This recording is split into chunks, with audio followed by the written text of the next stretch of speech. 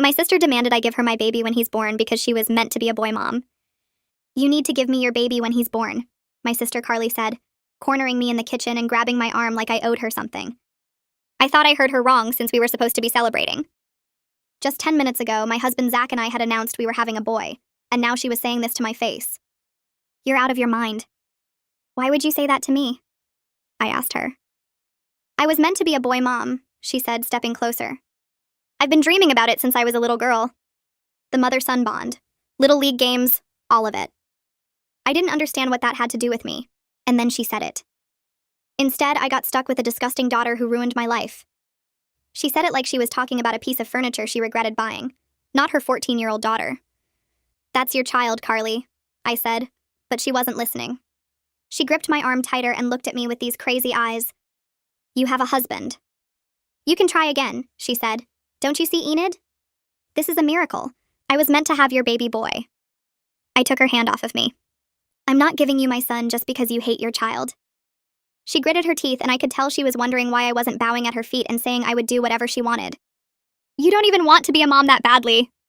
Her voice cracked. I would cherish every second with him. But you didn't even cry when you found out you were pregnant. That's when Zach appeared in the doorway, and from the sick look on his face, I could tell he heard what she was demanding of me. His face went hard, and he stepped between us. Get away from my wife. Carly didn't flinch. Stay out of this. This is a family matter. You're going to leave, he said, his voice low and steady. And you're never going to speak to her again. Do you understand me? She looked at him like he was an ant, then passed him directly at my stomach. A smile spread across her face. It was slow and certain. You can say no all you want, she said. Doesn't change what's coming. She turned and walked out with confidence, like she already knew how this was going to end. Zach grabbed my hand before I could follow her out. We need to leave, he said. Right now. But I shook my head. That's what she wants. She wants to blow everything up and make me look crazy. If we leave now, she wins. Zach looked at me like I was making a mistake, but he didn't argue. We walked back into the living room, and I knew immediately that Carly had told a twisted version of what just happened. She was curled into Mom on the couch, sobbing like someone had died. Dad was standing by the window with his arms crossed, jaw tight, refusing to look at me. And Carly's daughter Jordan was in the corner by the bookshelf, pressed against the wall like she was trying to disappear. The only sound was Carly's crying. I wasn't going to let her control this. She just asked me to give her my baby, I said, loud enough for everyone to hear. Those were her exact words. She cornered me in the kitchen, grabbed my arm, and told me I need to hand over my son when he's born. I waited for the shock, for the outrage, for someone to turn to Carly and demand to know what she was thinking. Mom looked up at me. Her face was calm. We know, she said. She told us. Okay, I said slowly. And we think you should consider it. I laughed because there was no way I heard that right, but nobody else was laughing. Dad was still staring out the window. Carly had stopped crying and was watching me through her fingers. Even Zach had gone still beside me. I'm sorry, I said. You think I should consider giving my baby away? Not giving him away, Mom said like I was being dramatic. Just letting Carly be more involved. Maybe even... She paused, choosing her words carefully. Maybe even letting her take the lead on raising him. You could still see him. You'd still be his mother. But Carly would be his primary caregiver. That's insane! Is it? Dad finally turned from the window. His voice was calm, but there was an edge underneath it. You work constantly. You've said yourself you weren't even trying to get pregnant. You didn't even seem that excited when you found out. I was excited, I said. I was in shock. There's a difference. Carly has been wanting this for 14 years, Mom said. She's read every parenting book. She's taken classes. She would be home with him every single day while you're at the office. I'm not quitting my job to prove I deserve my own child. See, that's the problem, Dad said. It's always about you. What you want. What you're willing to sacrifice. Have you even thought about what's best for the baby? I felt like I was in an alternate universe. These were my parents, the people who raised me. And they were standing in this living room telling me to hand my son over to my sister like he was a borrowed car. What's best for the baby, I said slowly, is being raised by his actual mother. Not by someone who... I stopped. I looked at Jordan, still frozen in the corner. She was staring at the floor, but I could see her hands trembling slightly at her sides. Not by someone who what? Carly said, sitting up now. The tears were gone. Her voice was sharp. Go ahead. Finish that sentence. Not by someone who calls her own daughter disgusting. The room went dead silent. Jordan's head snapped up. Her eyes met mine for just a second, and I saw something flash across her face. Surprise. Like she couldn't believe someone had actually said it out loud. That's not, Mom started. She said it to my face. I cut her off. Just now in the kitchen. She called Jordan a disgusting daughter who ruined her life. Those were her exact words. And you're telling me to give her another child? I looked at Jordan again. She was watching Carly now, waiting to see how she would spin it.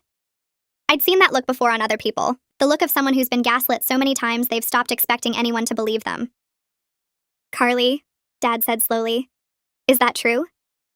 For a split second, I saw something change in his face. Doubt, maybe even concern. Like for once he wasn't sure whose side to take. Carly saw it too. She burst into fresh tears. I was upset, she wailed. You don't understand what it's been like for me. 14 years of doing this alone. 14 years of wishing things were different and watching everyone else get what I wanted. She grabbed Mom's arm. I didn't mean it like that. Jordan knows I love her. Tell them, Jordan. Tell them I'm a good mother. Every head in the room turned to Jordan. She was 14 years old and suddenly the entire weight of the room was on her shoulders. I watched her face cycle through emotions. Fear, exhaustion, something that looked like hope dying before it could fully form. She's a good mother, Jordan said quietly. Her voice was flat, rehearsed, like she'd said it 1,000 times before. Mom relaxed. Dad's face smoothed over.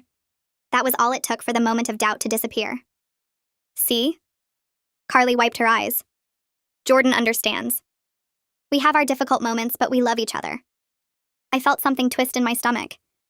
You just made her lie for you. Right in front of all of us.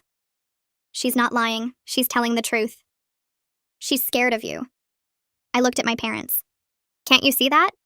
She's standing in the corner shaking, and you're acting like everything's fine. Families are complicated, Mom said. You'll understand when you're a mother. I understand right now. I understand that you're watching a child get manipulated in real time, and you don't care because it's easier to believe Carly than to admit something's wrong. Don't talk about my daughter, Carly snapped. Someone has to. I was shaking now. You called her disgusting. You told me she ruined your life, and now you're using her as a prop to prove you're a good person. What kind of mother does that? The kind who's been doing it alone for 14 years. Carly was standing now. While you got everything handed to you. The husband, the career, the baby boy. And what do I get? Nothing. That's enough, Dad said. His voice was cold. Final. Enid, I think you and Zach should leave. Gladly. I grabbed my purse. But I'm telling you right now, I'm not giving her my son. Not now. Not ever. Mom stood up. If you walk out that door, there will be consequences. What consequences? We have rights as grandparents. If we decide that baby isn't being properly cared for. Are you threatening us? Zach finally spoke. His voice was quiet but hard. Because that's what it sounds like. We're expressing concern, Dad said. Concern? Zach stepped forward. Your daughter just asked for our baby. Your other daughter made a child lie to protect her. And you're concerned about us? Nobody answered. Carly was staring at me with that same cold smile from the kitchen. Like this was all going exactly how she wanted. We're done, I said. I looked at Jordan one more time. She was watching me with this look I couldn't forget, like she'd been drowning for years and someone had finally noticed. I'm sorry, I said to her. Then I grabbed Zach's hand and we walked out the door. I can't even wrap my head around what just happened. My own mother looked me in the eye and asked if giving away my baby would really be that bad. My father wouldn't even look at me. And Carly just sat there crying like she was the one being attacked. I defended her daughter, and somehow I'm the villain? I'm done being the reasonable one. Done explaining myself to people who already made up their minds. Carly wanted a war. She's about to find out I don't lose. I thought I was ready for whatever she threw at me. Then I came home from my doctor's appointment and found the front door open. I ran inside and stopped dead. Carly was straddling Zach on the couch, her hands pressed against his chest, her face inches from his. He was struggling underneath her. You could fix everything right now, she was saying. Just say yes. I didn't hesitate to grab a fistful of her hair and yank her backward as hard as I could. It was like I had been wanting to do that. She flew off of him and hit the floor. For a second, she just lay there gasping. Then she looked up at me. You bitch. She scrambled to her feet and came at me, but Zach was already up, shoving her back. He wanted it, she screamed, clawing at the air trying to get past him. He was going to say yes. I saw it in his face. Get out, I said. Get out of my house right now. Or what? You'll call the police? She laughed, and out came this sharp, unhinged sound. And tell them what? That your sister came over to talk? That she sat too close to your husband? Who do you think they're going to believe? The pregnant woman who cuts off her whole family? Or the poor grieving widow just trying to be part of her nephew's life? They'll believe the security camera, I said. Carly froze. What? The one in the living room, the one that's been recording since you forced your way in. Her face went white. I was bluffing. We didn't have a camera, but she didn't know that. You're lying. Try me. For a long moment, nobody moved. Then something changed in Carly's face. The desperation melted away and something colder took its place. Fine, she said. Her voice was too calm now, too steady. You want to play it this way? We can play it this way. She straightened her shirt and smoothed down her hair. But that baby is mine, Enid. And one way or another, I'm going to get what I deserve. She walked toward the door, then stopped, turned back. You can't watch them forever. Then she was gone. Zach sank onto the couch and put his head in his hands. He was shaking. I sat down next to him and put my hand on his back. The adrenaline was starting to fade and I could feel my own hands trembling. I had just walked in on my sister trying to assault my husband. That sentence didn't even make sense in my head. It sounded like something from a crime documentary, not my actual life. What happened here? I carefully asked, making sure he knew I wasn't accusing him of anything. He didn't answer right away. He just sat there with his head in his hands, breathing hard like he'd just run a marathon. I rubbed small circles on his back and waited. I wasn't going to push him. She knocked on the door, he said, his voice barely above a whisper. I looked through the window and saw it was her. I wasn't going to open it, but she kept knocking, kept calling my name, said she just wanted to apologize, that she felt terrible about dinner and wanted to make things right. He took a shaky breath. I opened the door to tell her to leave. That's it. Just to tell her to go away, but she pushed past me before I could stop her. Zach. She started talking about how you don't understand, how hormones make pregnant women irrational, how I seemed like a reasonable person and maybe I could help her. He looked up at me with red-rimmed eyes. He looked so small in that moment. I hated Carly for making him look like this. I kept telling her to get out. I kept moving toward my phone to call you, but every time I moved, she moved with me, cutting me off, getting closer. His voice cracked. And then she started talking about how I gave you a boy. How that meant I had something special, strong genes, and how it would be such a waste to only use them once. He stopped talking and stared at the floor. His hands were clasped together so tight his knuckles had gone white. She touched my arm. I pulled away. She grabbed my shirt. I tried to push her off, but she just kept coming. She shoved me onto the couch, and before I could get up, she was on top of me, and... He stopped, swallowed hard. I couldn't get her off. I was trying not to hurt her because she's your sister, and I didn't know what to do, and she just kept saying she wanted me to get her pregnant. His voice was hoarse. That I could give her a boy like I gave you. No one would have to know. He couldn't look at me. He was staring at the carpet like he was ashamed. Like any of this was his fault. I pulled him into me and held him as tight as I could. It's not your fault, I said. Do you hear me? None of this is your fault. I should have never opened the door. You couldn't have known. You couldn't have known she would do something like this. But I did open it. His voice broke. I let her in and she... Hey! I pulled back and took his face in my hands, making him look at me. His eyes were wet. You did nothing wrong. She forced her way in. She wouldn't leave. She attacked you. That's on her, not you. Do you understand me? He didn't say anything. He just looked at me with this expression that made my heart shatter. Zach, I need you to hear me. This is not your fault.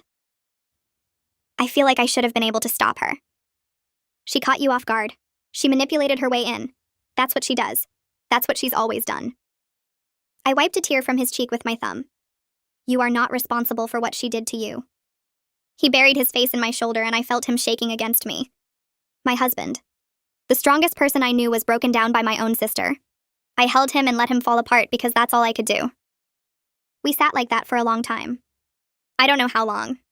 I just held him and let him cry and tried to make sense of what had just happened. My sister had tried to assault my husband to get herself pregnant. I kept turning that sentence over in my head, trying to make it fit into reality. Carly had always been difficult, entitled, dramatic. But this was something else entirely. This was a line I never thought she would cross. And if she would do this, what else would she do? The thought hit me like ice water. I was pregnant with the baby of her dreams, and she had just proven she would do anything to get what she wanted. We need to do something, I said quietly. We can't just let this go. Zach pulled back and wiped his face. You heard her. She's already figured out what she's going to say. Grieving widow, crazy pregnant sister. Who are they going to believe? So what do we do? I thought about my parents. How they'd sided with Carly at dinner. How they'd threatened me with grandparent rights. If I told them what happened, they'd find a way to make it my fault. They'd say Zach misunderstood. They'd say Carly was just emotional. They'd twist it around until I was the villain again. We were on our own. No family, no support. Just us against whatever Carly was going to do next. I don't know, I admitted. But we have to be ready. Because she's not going to stop. Zach nodded slowly. He still looked shaken, but something harder was settling into his face. If she comes back here, I'm calling the police. I don't care what she says. I don't care who believes what. She's not stepping foot in this house again. Agreed. We sat there in the quiet, holding hands, trying to figure out how everything had gone so wrong so fast. I kept thinking about the look on Carly's face when she left. That cold certainty. Like she already knew how this was going to end. My sister had tried to assault my husband to get herself pregnant. I didn't know how to process that. I didn't know if I ever would. We just held each other and tried to breathe. An hour later, the doorbell rang again. Zach went stiff beside me. If that's her, I'll check. I looked through the peephole. It wasn't Carly. It was Jordan. I opened the door and she was standing there hugging herself, trembling so hard her teeth were chattering. Her eyes were red and swollen. And there was a bruise across her left cheek, dark purple against her skin. Jordan, what happened?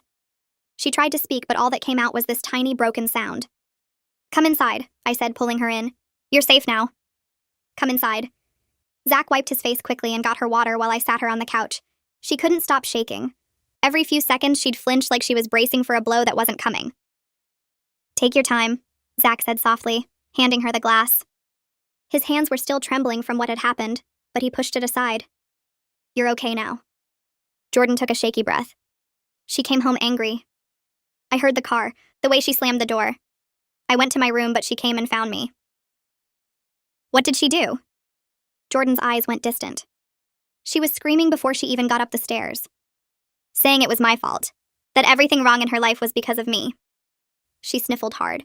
She grabbed my hair and dragged me into the hallway. I tried to cover my face, but she just kept hitting me. She touched her bruise and winced. She said if I had just been a boy, none of this would be happening.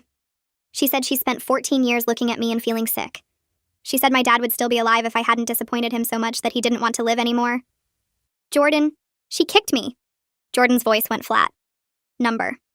When I was on the floor, she kicked me in the stomach and called me worthless. And then she grabbed my arm and threw me out the front door and told me if she ever saw my face again, she'd make me regret it. She looked up at me with hollow eyes. I didn't know where else to go. I pulled her into a hug. She was so thin, so small. You're staying here, I said. With us. You're not going back to her. She'll come looking for me. Let her come. Zach sat down on the other side of Jordan and put his hand on her shoulder. She flinched at first, then relaxed. You're safe, he said. She's not going to hurt you again. Jordan looked between us. I could tell she seemed confused, hopeful, terrified it wasn't real. She started crying then. Not loud, just these quiet, exhausted tears that had been held back for too long. I held her and let her cry. This whole day has been a mess. I walked into my own house and found my sister on top of my husband. She looked me dead in the face and said he wanted it. Then she went home and beat her 14-year-old daughter until she ran away. And somehow, my parents still think I'm the problem. I don't even have words for this. What kind of person does these things? I'm not just protecting my baby anymore. I'm protecting Jordan too. Wait until you hear what Jordan told me. Carly just lost the only person she had left. She doesn't even know it yet. Jordan told me everything that night. After she stopped crying, after Zach made her something to eat, after the shaking finally stopped, she started talking. And once she started, she couldn't stop. You know, she only named me Jordan so she could pretend I was a boy, she said quietly. We were sitting on the couch together. Zach was in the chair across from us. I looked at her. What do you mean? When she was pregnant with me, she was so sure I was going to be a boy. She had the nursery ready, blue walls, baseball posters, the whole thing. Jordan pulled her knees up to her chest. And then I came out wrong. You didn't come out wrong, Zach said. You came out a girl. There's nothing wrong with that. Try telling her that. Jordan almost smiled, but it didn't reach her eyes. She kept the name anyway. Told everyone it was unisex. But I know the real reason, so she could call me by a boy's name and pretend, at least a little bit, that she got what she wanted. I reached over and put my hand on her arm. How long have you known this? Forever. She never let me forget it. Jordan's voice was flat. That's why she used to shave my head. I remember that. Everyone would tell Carly to let Jordan's hair grow, that she would look so beautiful with long hair. But Carly always refused. Always had the same excuse. Every few weeks when my hair started to grow out, she'd sit me down in the bathroom and shave it all off, Jordan continued. Because it was easier to manage, I finished off for her. Yeah, Jordan looked down at her hands on her lap. She didn't want me to look like a girl. Zach leaned forward. How long did that go on? Jordan touched her hair, shoulder length now, tangled and messy from running here. Until I was 11. That's when I started fighting back. Really fighting.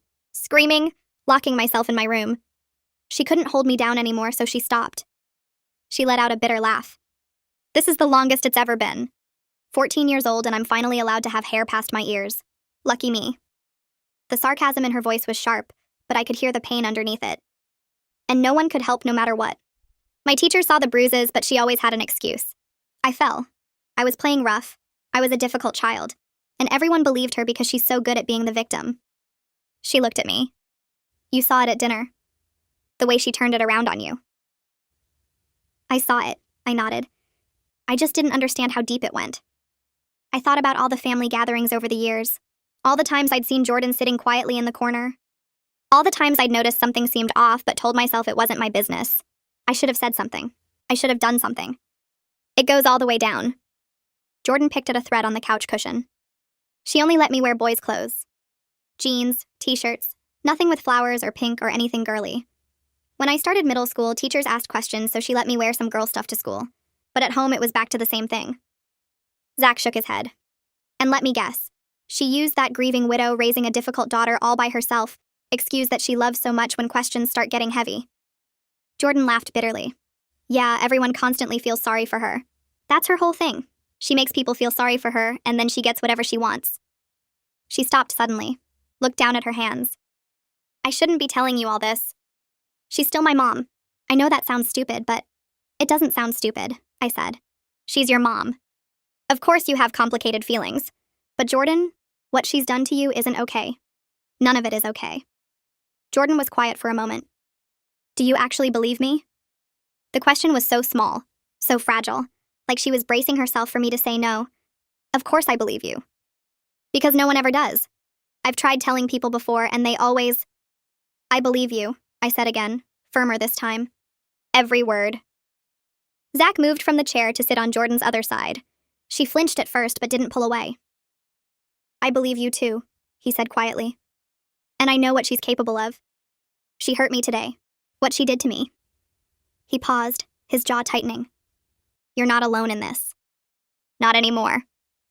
Jordan looked at him with something like recognition, like she finally had someone who understood. She used to tell me things when I was little, Jordan continued, her voice steadier now. Things I believed because she was my mom and I didn't know any better. Like what? Zach asked. Jordan was quiet for a moment. She opened her mouth to speak, then closed it. She tried again. That I was supposed to be a boy. I ruined her life by being born wrong. She convinced me that my dad died because he was so disappointed in me he didn't want to live anymore. Jordan, I grabbed her hand. That's not true. None of that is true. I know. Now. She squeezed my hand back. But when you're 6 years old and your mom tells you your dad killed himself because of you, you believe it. You believe it for a long time. Her voice cracked on the last word and she had to stop. She pressed her hands against her eyes and took a shaky breath. Take your time, I said softly. You don't have to tell us everything tonight. No, I want to. I need to. She dropped her hands and looked at me with wet eyes. I've been holding this in for so long. I just need someone to finally know. The room went quiet. Zach reached over and put his hand on Jordan's shoulder. She looked surprised, but she didn't pull away. You can let it all out, Zach softly said. Cry, scream, talk to your heart's content. We're here for you. For once, Jordan felt comforted, so she continued. There was this one time. I was 9. I'd saved up my allowance and bought a dress from a thrift store. Yellow with little flowers on it. I hid it in the back of my closet and only wore it when she wasn't home. She paused. She found it. dragged me into the living room and made me watch while she cut it into pieces with scissors. She said if she ever caught me wearing girl clothes again, she'd make sure I regretted it. Jordan's hands balled into fists. I was 9. What kind of person does that to a 9-year-old over a dress? I could end her, I said. The words came out before I could stop them. I'm sorry. I know she's your mom, but I could actually end her for doing that to you. Jordan stared at me. I don't think anyone had ever been angry on her behalf before. Zach put his hand on her shoulder. And when I was 10, I painted my nails. Just clear polish. You could barely even see it. Jordan's voice was shaking now, but it wasn't sadness anymore. It was anger. She locked me outside, in November, all night. I was in my pajamas and I thought I was going to die, and the next morning she let me back in and acted like nothing happened. As if I really deserved to be punished like that. She stood up suddenly and started pacing. 14 years. 14 years of this, and everyone just looked the other way. Teachers, Grandma and Grandpa. Everyone. She was shaking with rage now. I spent my whole life thinking I just had to survive until I could leave. But you know what? I'm done being quiet. She's always been the problem, and everyone just let her get away with it. I wiped my eyes. I hadn't even realized I was crying. I stood up and pulled her into a hug. She resisted for a second, still vibrating with anger, then collapsed into me. We stood there for a long moment. I could feel her shaking against me. All that rage slowly draining out of her until there was nothing left but exhaustion. You're not going to send me back, are you?